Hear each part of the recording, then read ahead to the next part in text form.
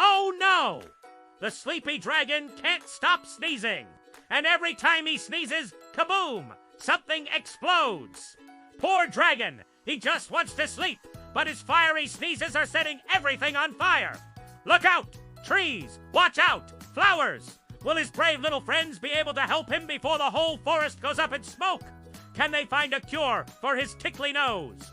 Find out what happens next. Don't forget to subscribe to see more adventures with our sleepy dragon. Quick, hit that subscribe button before he sneezes again. Thanks for watching, and remember to subscribe.